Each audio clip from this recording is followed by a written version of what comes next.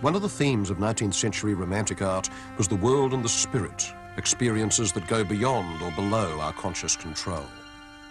The grandeur of the outer world, seen as a sacred place, as the trace of God's creation, and the conflicts and terrors of the inner one, the unsatisfied self.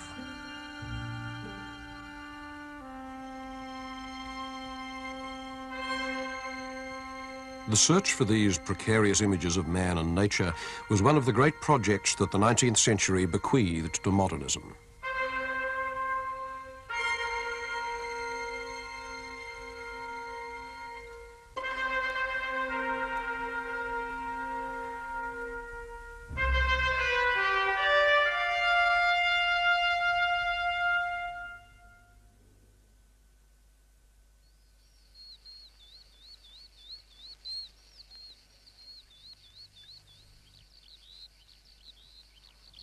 From classical times through many centuries of Christianity, man and nature were considered to be in the reliable pastoral care of God.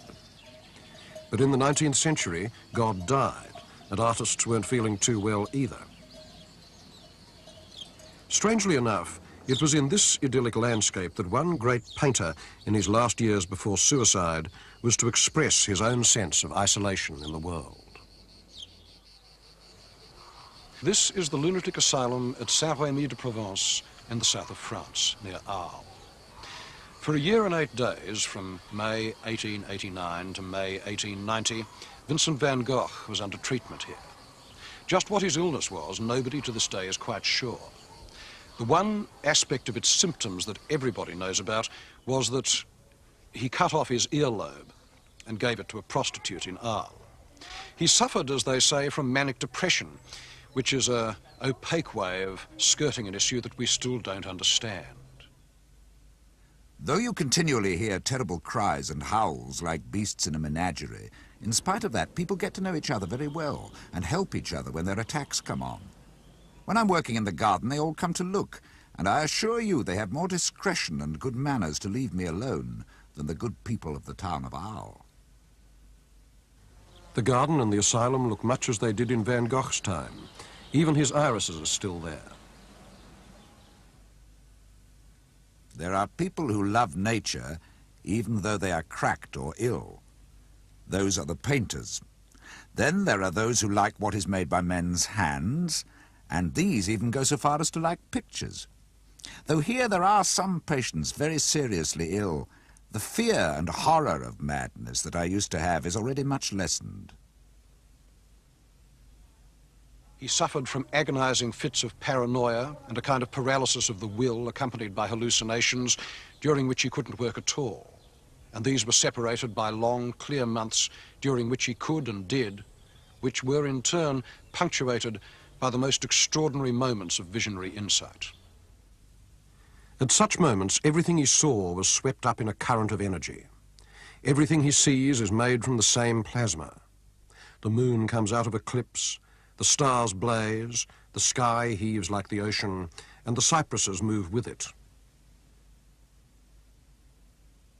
Van Gogh's cypresses are like thick, dark lightning conductors grounding the energies of the sky and the earth. They are alive as no painted tree had ever been and as no real cypress could be. The cypresses are always occupying my thoughts. It astonishes me that they have never been done as I see them. The cypress is as beautiful in line and proportion as an Egyptian obelisk, a splash of black in a sunny landscape. Just outside the asylum walls, you can walk in Van Gogh's olive grove and measure the way that he changed it, inventing the form of the dry grasses and the flickering blue shadows on them, and turning the olive trunks themselves into shapes like human bodies, grown old and arthritic with work. Again, the continuous field of energy, pouring through the light, rising from the ground, solidifying in the trunks. You can see his landscapes motif by motif, without necessarily seeing what he saw. But Van Gogh's sense of a power behind the natural world was so strong that once you have seen the paintings, you have no choice but to see the real places in terms of them.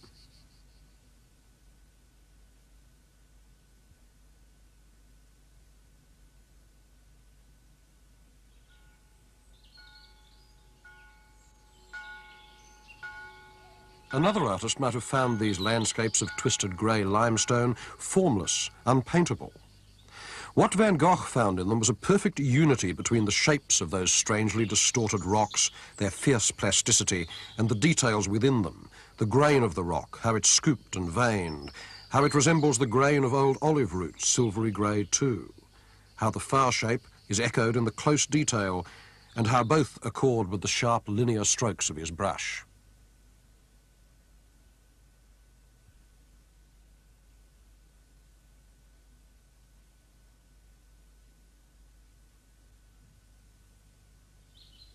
One of his favourite sites was over the Plaine de la Crau, whose flat fields and furrows and trees were, he said, as infinite as the sea, only better because people lived on them.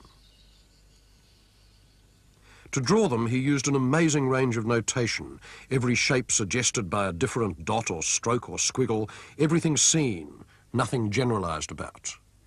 Few drawings have this richness of surface.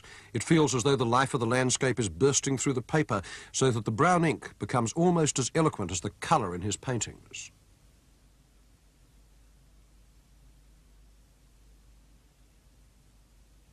Van Gogh's paintings were not the work of a madman.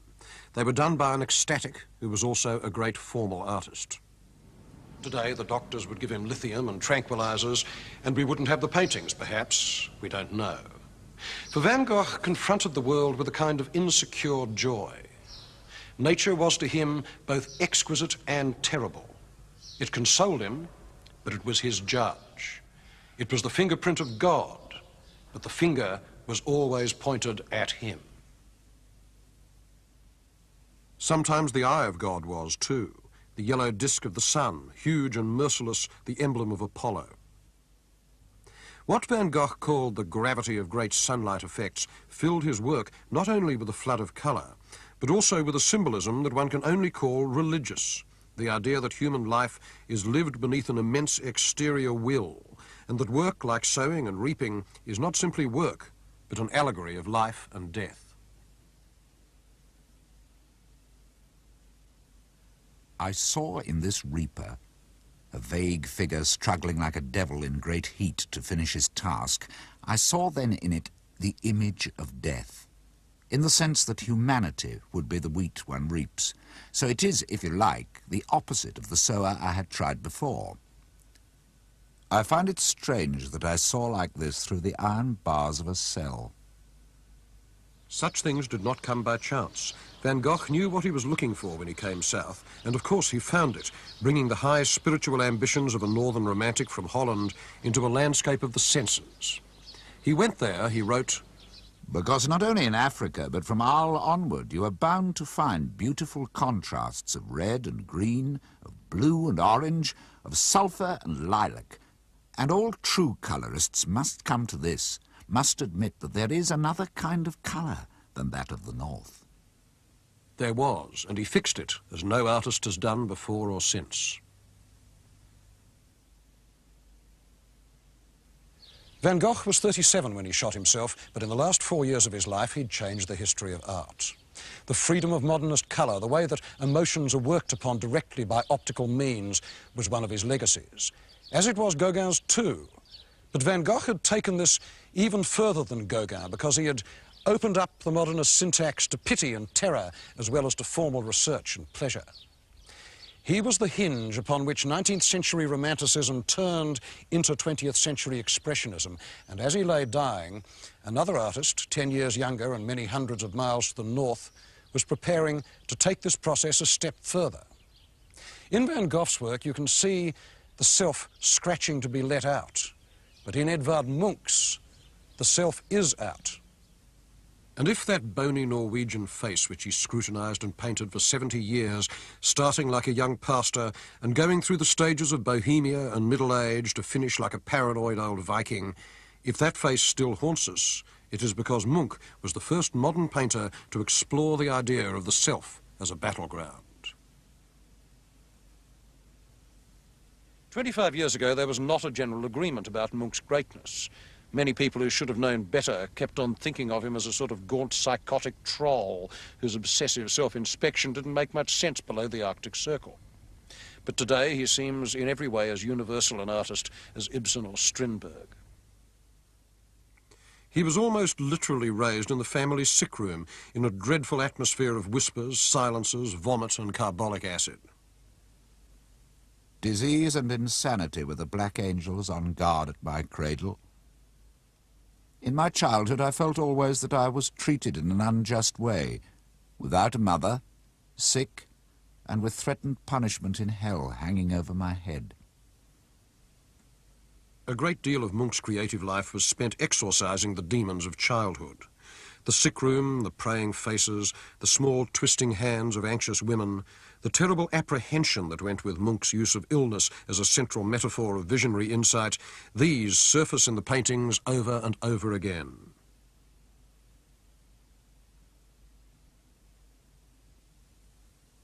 So does the fear of women. Munch thought that they were vampires, forces and not social beings. They meant jealousy, misery, tension and the loss of precious bodily fluids. He imagined love as the losing struggle of the male against the female mantis. He felt that men only had two choices, to be castrated by a femme fatale or get rejected by a virgin. This painting, Puberty, carries the clearest of messages. Sex is ominous and hateful. Munch's work oscillated between fantasies of rape and visions of woman as an invincible devourer. In his Madonna, you can almost see the feet sticking out of her mouth. When Munch was at the height of his powers, this was his summer studio at Asgard Strand, a couple of hours by car today outside Oslo. Before Van Gogh, cypresses were just trees. And before Munch, this was just a stony provincial beach with a grey horizon and a pier and rocks and trees coming down to the water. But what he made it into was one of the emblematic landscapes of the modern mind. In his hands, it came to stand for alienation and loss and yearning.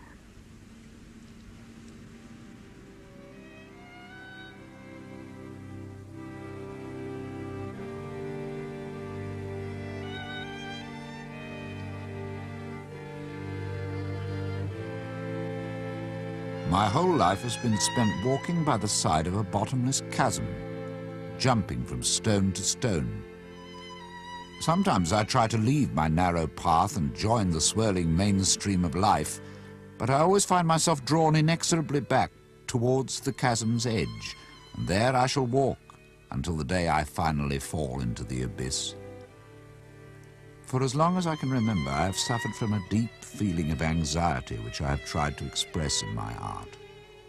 Without anxiety and illness, I should have been like a ship without a rudder. Munch was one of the fathers of Expressionism, which was less a style or a unified movement than an attitude of mind. The idea that reality was so distant and somehow ungraspable that great leaps of emotion must bridge the gap, and that the only secure point in a hostile or indifferent world was the artist's self.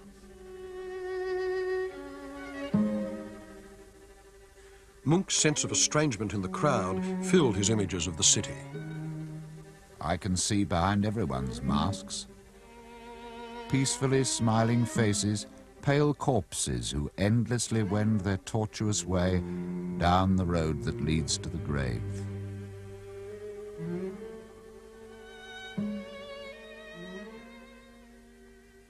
This feeling of anxiety and helplessness in the face of big cities was not confined to Munch or to Oslo. Since the mid-19th century, the image of the metropolis as the devourer of souls, a place of lonely crowds and artificial distractions, had been seeping into art and poetry. Soon it would be the main backdrop for European culture. Charles Baudelaire addressed Paris as his ant-swarming city, city full of dreams where in broad day the spectre tugs your sleeve.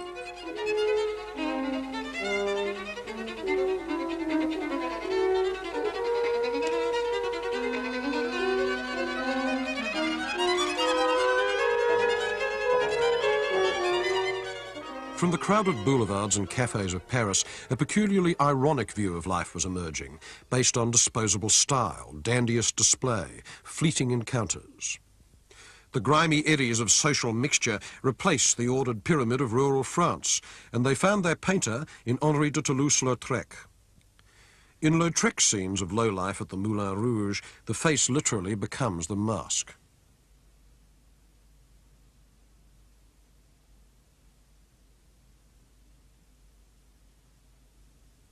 The Belgian painter James Ensor also picked up that image, using it to convey the idea that society was not only unreal, but a sort of demonic carnival, a collective of threatening masks.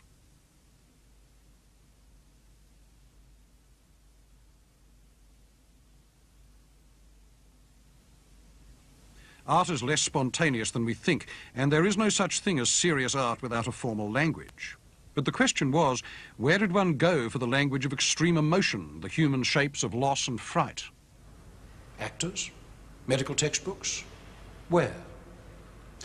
Well, curiously enough, one of the solutions that Munch found would seem to have been archaeology. The cultures that Spain had destroyed in South America in the 16th century were beginning to acquire a certain amount of popular glamour in Paris in the late 19th. Incas, gold, lost cities in the jungle, all that kind of thing. Now, one of the minor sensations of the great Paris exposition of 1889 was this Inca mummy, which had been dug up in Peru. It was buried in the fetal position, which is to us, I don't know about the Incas, the archetypal emblem of fright and the desire for security. Paul Gauguin saw it at the exposition, and he was so moved by it that he copied it. Munch was also very moved by it. And so it is to this withered fetus that used to be a man that we owe probably the most famous image of neurosis in the history of art, the scream.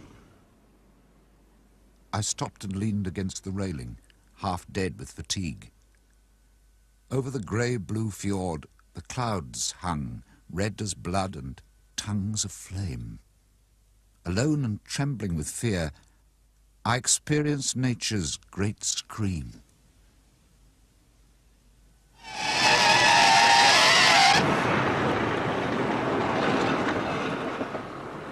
This theme of the city as a condenser of anxiety also ran through German expressionism in the years between the turn of the century and World War I, especially in the work of a group of artists which called itself Die Brücke, the bridge, meaning a bridge to the future. Their leader was a young painter named Ernst Ludwig Kirchner, who transposed Munch's pessimism into Van Gogh's colour, added the influence of African carvings, and took Berlin as his favourite subject, its streets, its dandies, and its prostitutes. Kirchner's style, with its hatchings and sharp angles and harsh colour, was jittery and highly strung, a visual analogy to cocaine nerves.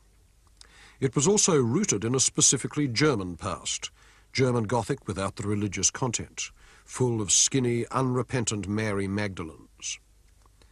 These predatory ladies are Munch's fatal women, raised to a pitch of style unknown in Norway, and they take the image of the woman as castrator one step further towards pure glamour.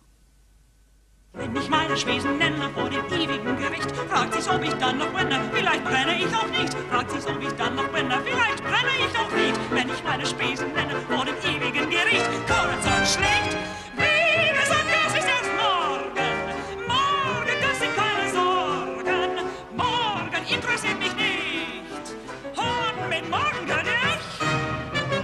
Ein Hart für morgen ist kein Hart, in einer heute morgen. was erläutert hat. Jeder während daran, Krieg oder Sport. Doch wen ist es sonst schad? Und mit morgen könnt ihr mich. In pre-war Vienna, the leading expressionist was the painter and playwright Oskar Kokoschka, whose early work, including his self-portraits, was more Baroque than Gothic.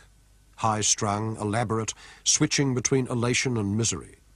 They came out of the same milieu as Freud and Schoenberg, that brief moment when Vienna, in the decay of its empire, was one of the capitals of introspective modernism. Kokoschka lived to 1980, and in his 60s he talked about his ambitions as a painter.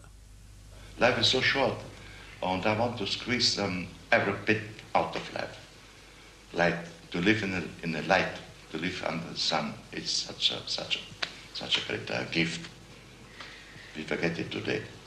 I'm not a spectator. It's not the vedute I want to paint. It's like in opera. You can see what happens out there. I want to participate. I identify myself with the object. And therefore, as much in the midst of life I want to be. I am an aspire here. I'm far away, and I'm not here and sitting onlooker, patient onlooker. I'm but active.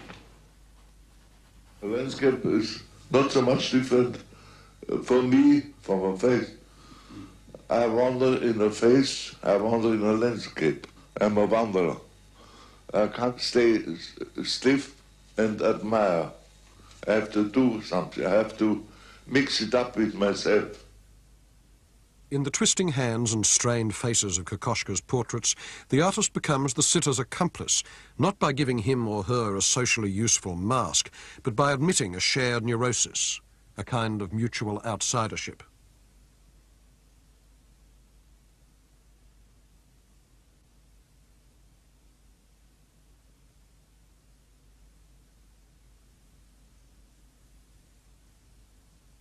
This very private, intimate contract between Kokoschka and his sitters was strongest of all in 1912, when he painted himself with Alma Mahler, the great love of his life.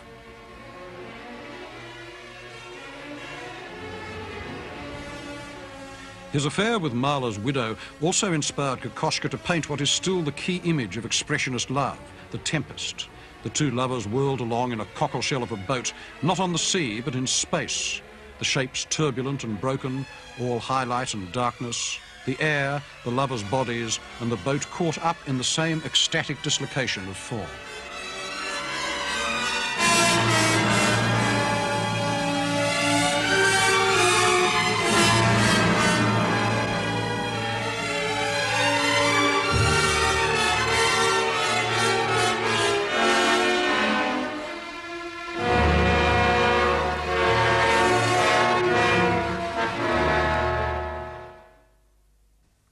The chief expressionist in France was a Polish Jew named Chaim Soutine. He was wretchedly poor, and his art became a way of stealing substance from the world. He was obsessed with food, a scraggy chicken on a hook, stared at for days, life seen as meat and as a preparation for death.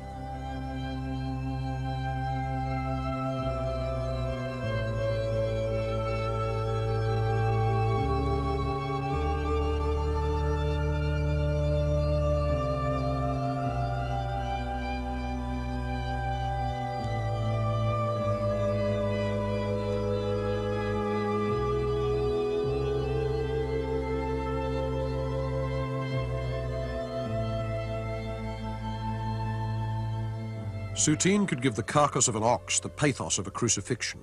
In painting that mass of bone, meat and fat, he was paying homage to Rembrandt, who had painted the same subject.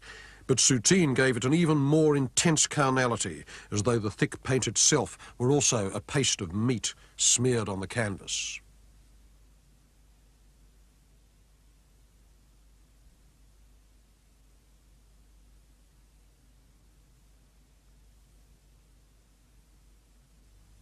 His landscapes, particularly the ones he painted near Serres in the south of France in 1920 to 22, are even more turbulent, like an extreme distortion of Van Gogh. The hills rear up, the houses lean like rags in a gale, The horizon strains against the sky, and the whole scene becomes one mass of tumbling, visceral paint. Soutine's brushwork looks like chicken guts. Never had a landscape been so transformed by emotion. The violence of the paint predicts the violence that would later surface in American abstract painting, but the images are still concrete.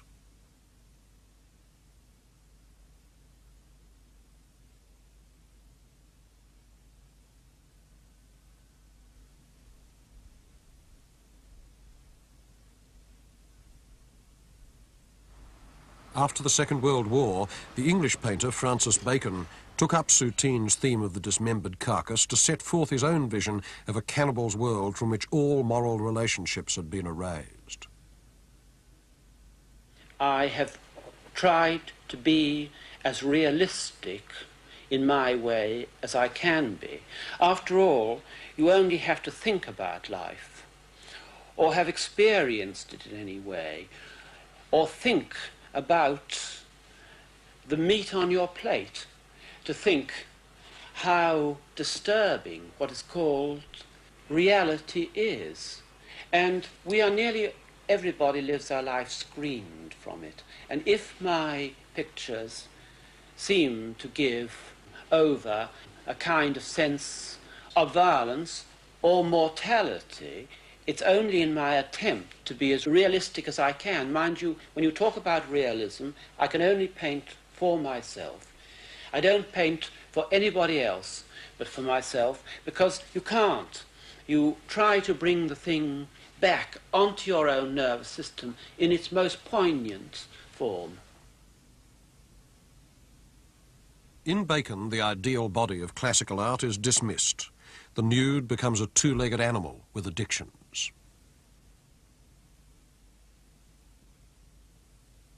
One of his sources was photography, the early sequential photos of human action by Edward Muybridge. In Muybridge's book Animal Locomotion, the naked body is studied with perfect detachment as a machine.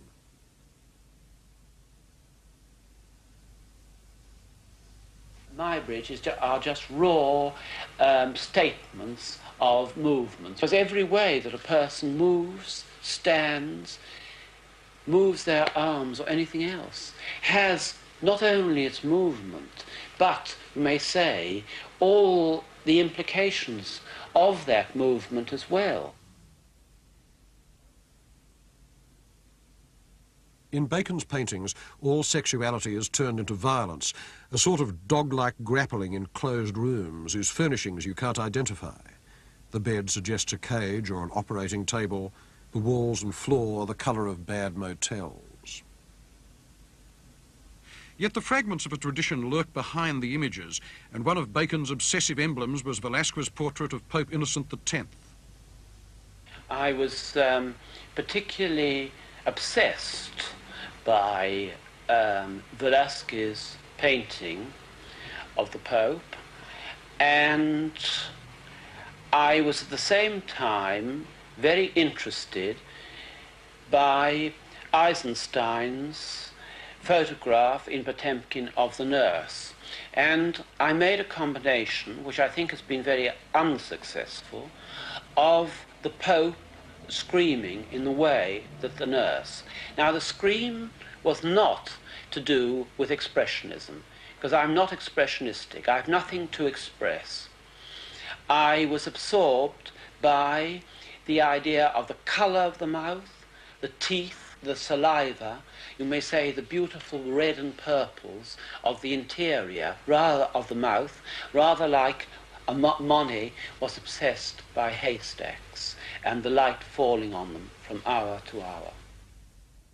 In the face of paintings like this, you may well feel that Bacon has a great deal to express.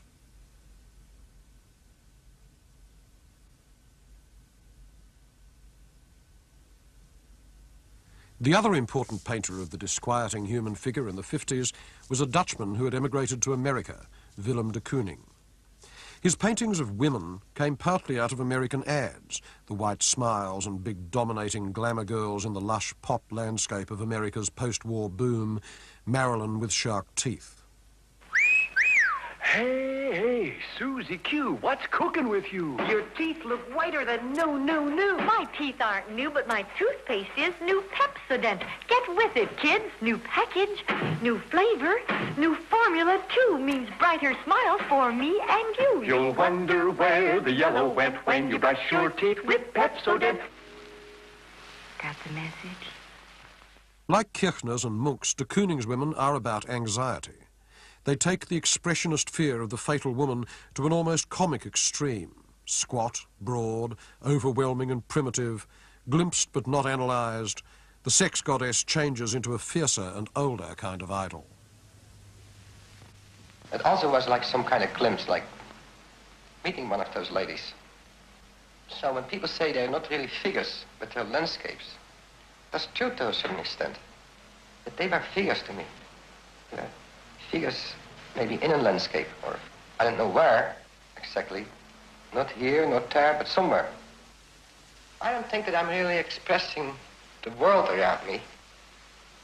You know, this real world, the so-called real world, it's just something you put up with like everybody else. I'm in my element, and I'm a little bit out of this world. And then I'm in the real world. You know, I'm on the beam. Because when I'm falling, I'm doing all right. When I'm slipping, I say, hey, this is very interesting. It's when I'm standing upright what bothers me. I'm not doing so good. I'm stiff. As a matter of fact, I'm really slipping most of the time into that glimpse. Well, that's a wonderful sensation, to slip into this glimpse. I'm like a slipping glimpser. This spontaneity of touch and looking, the slipping glimpse, ran all through de Kooning's work, both figurative and abstract. But he and Bacon were among the very few artists who could handle expressionist distortion after the Second World War, because reality had now outstripped art.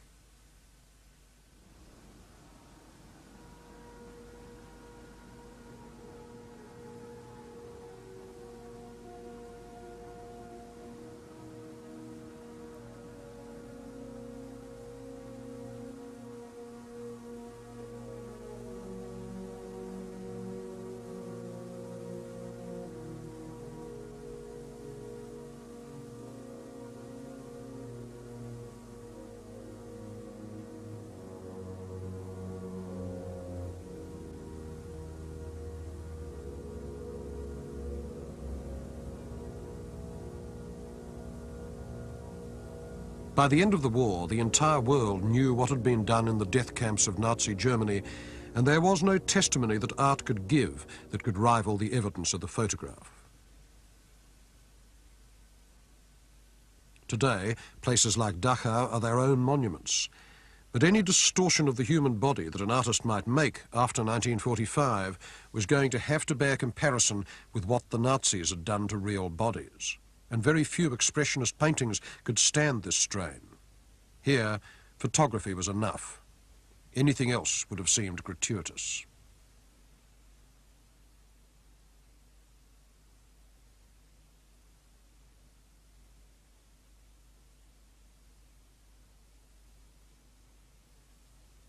In the face of this, there seemed to be very little that art could say. What we understand about the Holocaust we get from writing and photography. But art had very little to contribute, almost nothing of importance. The effects of this failure are still with us, because after the war there were very few people who believed that art could carry the burden of major social meanings anymore. There would be no more Goyas and Courbets. In the death camps, the only product, as far as art was concerned, was silence.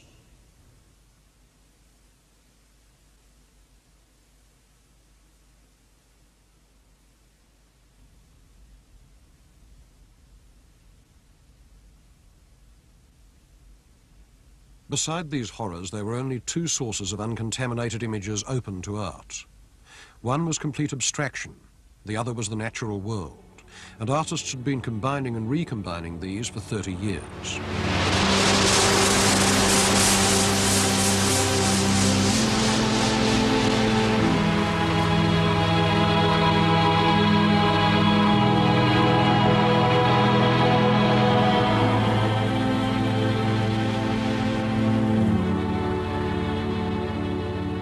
Just before the First World War, a group of German artists that called itself the Blue Rider had looked to pure nature for transcendental images. One of them was the painter Franz Marc. I tried to heighten my feeling for the organic rhythm of all things, tried to feel myself pantheistically into the trembling and coursing of the blood in nature, in trees, in animals, in the air. I see no happier means to the animalizing of art, as I like to call it, than the animal picture.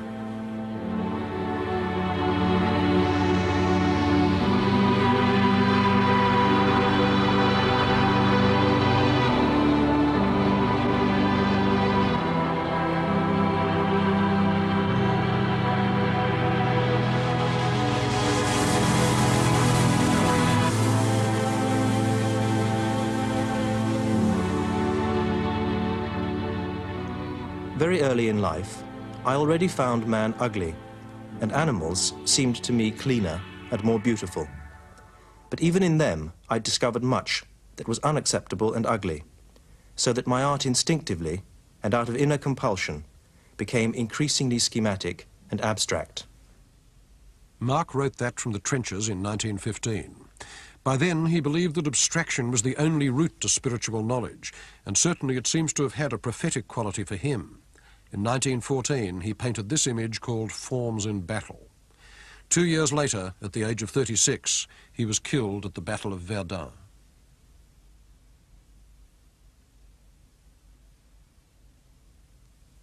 Paul Klee had been one of Marc's closest friends.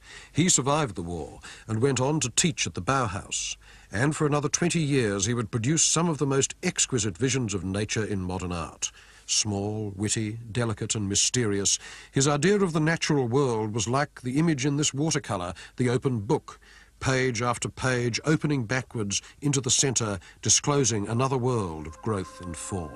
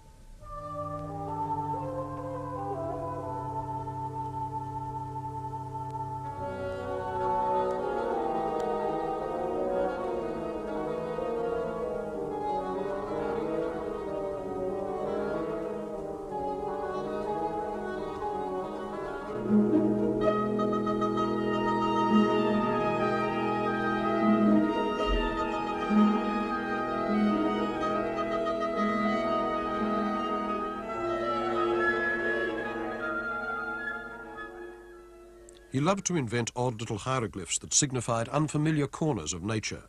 He was drawn to structures so small that the normal eye misses them: plant cells, seeds, plankton, diatoms.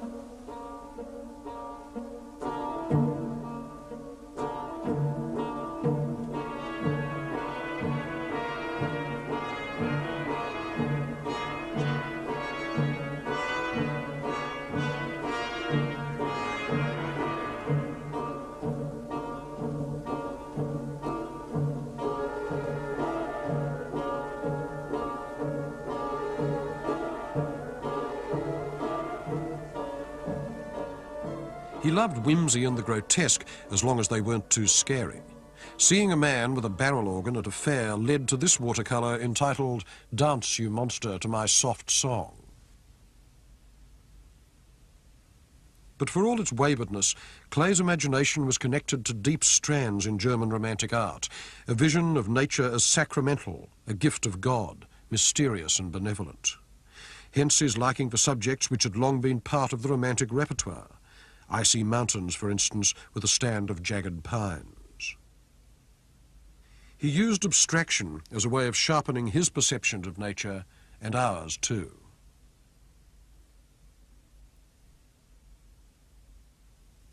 In fact, the central theme of Klee's work, to which his watercolours and paintings return over and over again, is the Garden of Paradise, all life composed under the eye of natural order. Klee taught painting at the Bauhaus in Germany in the 20s, and one of his colleagues there was the first artist to try to paint transcendental images that were completely abstract.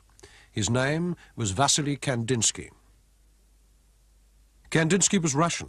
He came to art late. He didn't begin until he was past 30. Folk art and the Russian icon were his early influences, and they showed in his bright patterns of flat colour. Of course, he'd looked at fauve paintings too, as you can see in this Kandinsky from the early 1900s. But gradually the patterns become more abstract. These shapes are not immediately recognisable as women, but there they are, in the midst of a pastoral scene with animals.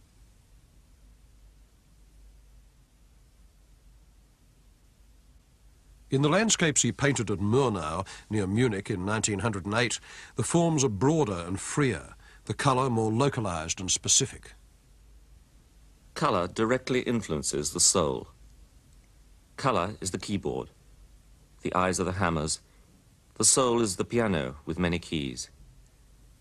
The artist is the hand that plays, touching one key or another, with purpose, to create vibrations.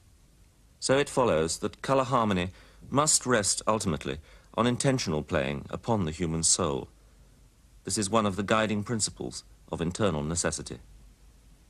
So the next step was pure abstraction. Kandinsky was a theosophist, and he believed that the sins of man came from too much material reality.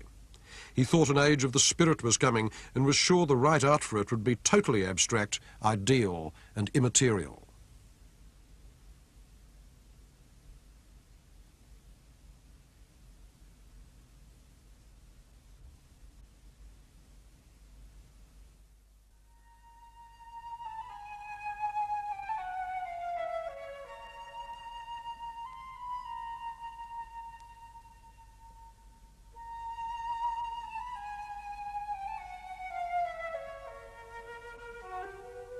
Although Kandinsky painted his first abstract pictures around 1911, the natural world continued to offer images of another sort to both painters and sculptors.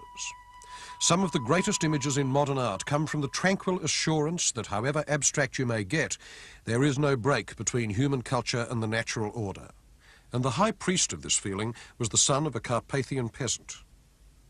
His name was Constantin Brancusi. He lived in Paris and he died here in 1957. And this was his studio, a place visibly sacred to tools and to the beauty of the marks that they make. Coming out of a strong craft background, Brancusi knew the nature of his substances very well, the qualities of bronze, timber, marble, limestone, plaster. He wanted his sculpture to have, as substance, the same perfection that his subjects had as organisms. What this rapturous feeling for the skin of materials produced was sculpture that declared itself in mass and in contour and in surface, but not in detail. It began to look as timeless and as perfect as a new-laid egg.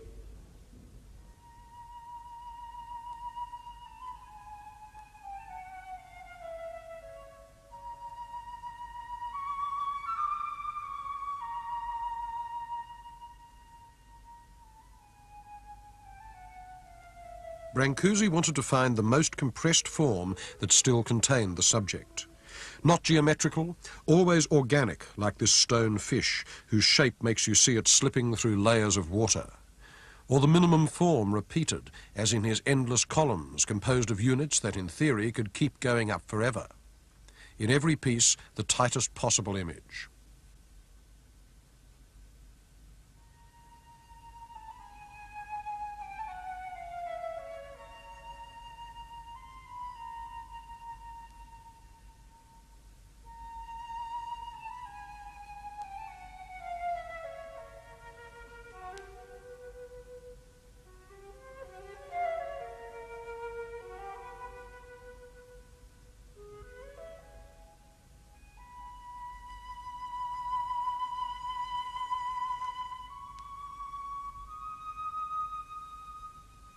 Whereas for Brancusi, nature was pure and clearly defined, there was an alternative tradition running through American painting that had its roots in grandeur and the mysteries of landscape.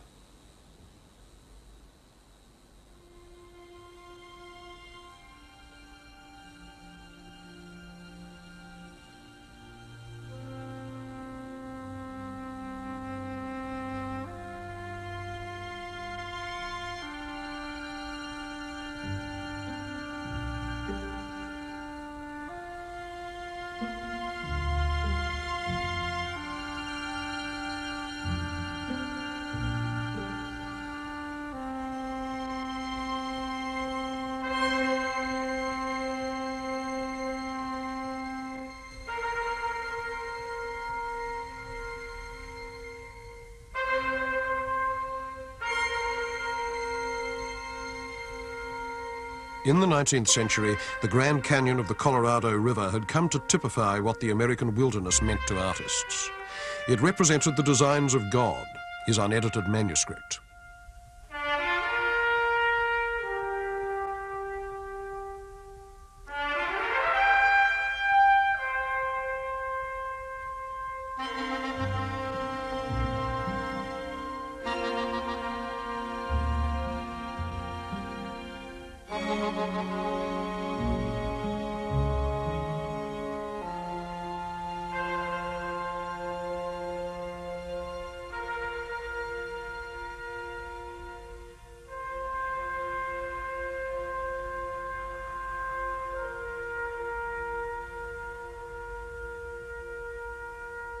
There was no question of painting a place like this as a metaphor of the human soul.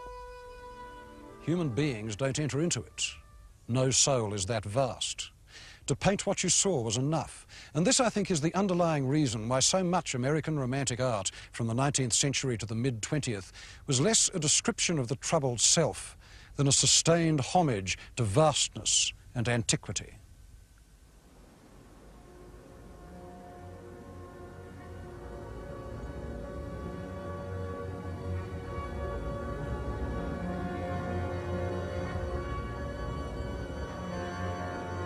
Looking for images of the sublime, painters went even further west than the Grand Canyon to the valley of the Yosemite.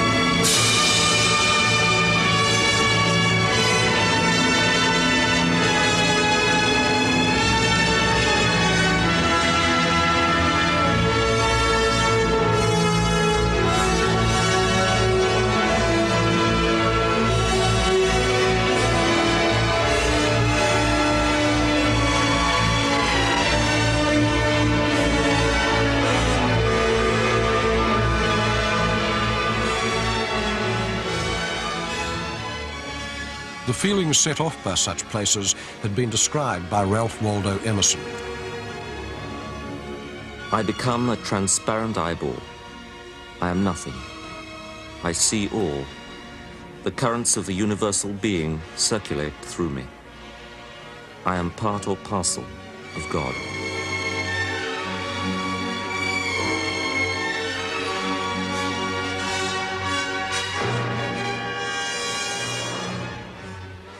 Much later, an American evangelist said that his idea of God was a sort of luminous oblong blur. And this was the unwitting text for the paintings of the American abstract expressionist Mark Rothko in the 1950s.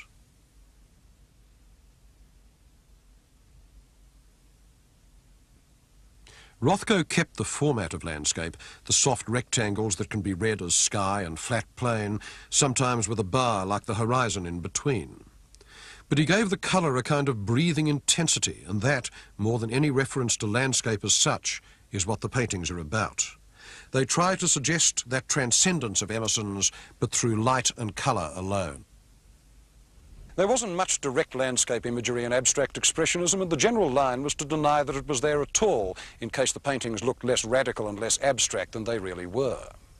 But all the same, it was there in an oblique way, and the form that it took was a concern with giant scale. A painting like this one by Jackson Pollock is almost large enough to walk into.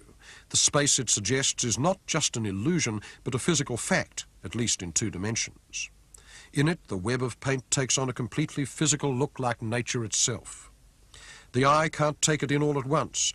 It goes from knot to knot, from skein to skein, assembling the details into a whole as one assembles a landscape by looking at it.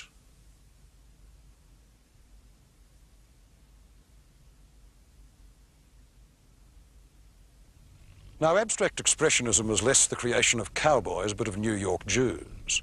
All the same, space itself, radiant, optimistic, endless, was very much an American myth, and it was bound to affect them in some degree or another. And on Jackson Pollock, who was not a migrant's son, but a Native American from the western states, its effect was very large indeed. Pollock was the first American artist to influence the course of world art.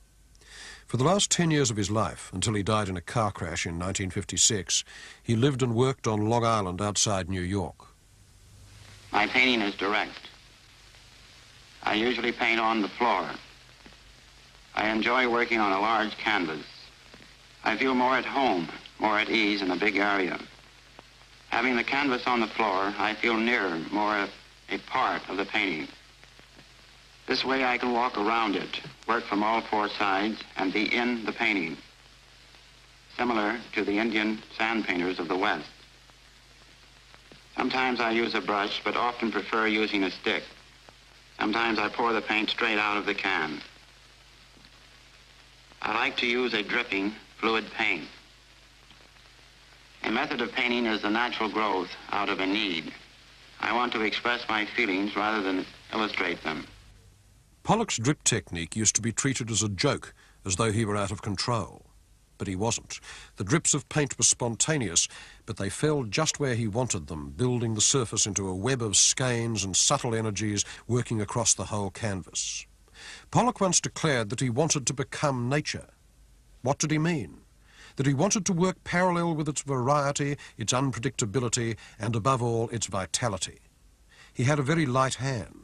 Sometimes, as in Blue Poles, you might be looking at a sort of abstract Tiepolo, the same kind of airy, light and sprightly drawing.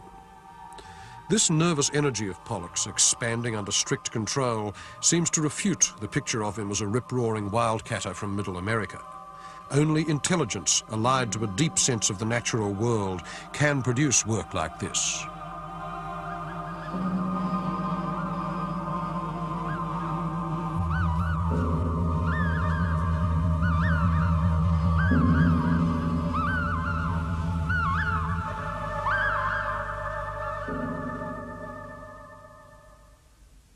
Another leading figure in abstract expressionism, both as painter and as writer, was Robert Motherwell, the last major collagist in the tradition of Georges Braque, but perhaps best known for his series of black and white paintings, the Elegies for the Spanish Republic.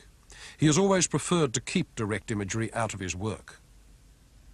Painting is, so to speak, working by indirection, synthesizing what it scanned both internally and externally, in which the real object is not the world, but the canvas itself.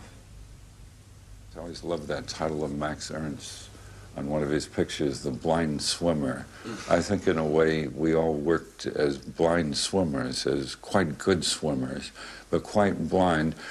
What the black was doing was slowly becoming a somber force, but also a brilliant force. There are certain painters who use black as a color as vividly as other artists can use fire engine red, let's say. But in the end, it seems that in my mind, black is also symbolic of death. Motherwell's Spanish elegies were provoked by the memory of the Civil War, though their field of suggestion is not only political. But in the meantime, what happened to the older ambitions of abstract art, like Kandinsky's hope that it could bring about some kind of spiritual change in those who saw it? The last religious commission given to a major artist is actually in America. It's here in Houston, Texas, where the de Menil family built a non-denominational chapel, a space for contemplation. They also commissioned the abstract expressionist Mark Rothko to do paintings for it. This was in 1964, and they were installed, finished, in 1971, a year after his death.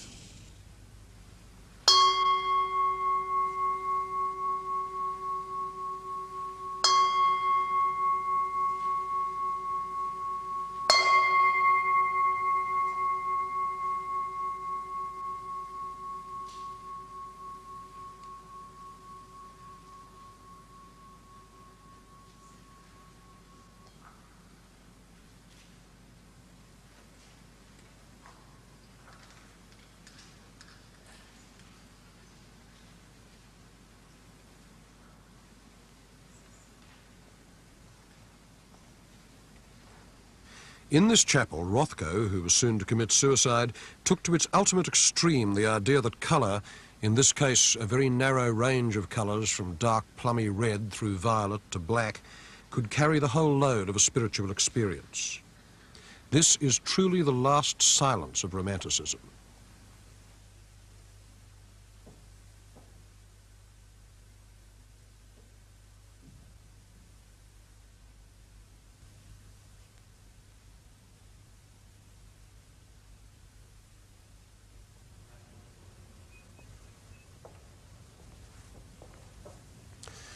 I can't enter this chapel without emotion, but I never know whether I'm feeling what Rothko meant me to feel. He wanted to be a great religious artist. He was not only a Jew, but a Russian Jew, and he wanted his paintings to act like icons and to possess the full moral seriousness of the Russian novel. Now, he had the wrong equipment for this. He had an exquisite sense of nuance and silence and vagueness. But this he wanted to carry the full patriarchal grandeur of the Old Testament. It couldn't, and these paintings are the result. These are not active images. They're more like zones of silence, blank slates which you complete by looking at them. And what they present as sacred is the state of receptivity, of slow looking. In fact, the condition of being an artist, of being Mark Rothko. The world is drained out of them. Now, does that make them religious art? Holier men than I have thought so in this chapel. And if I have my doubts, it's because they're so very withdrawn. The horizons and storms of earlier romantic sublimities have gone, and what is left as the sole subject of contemplation is a void.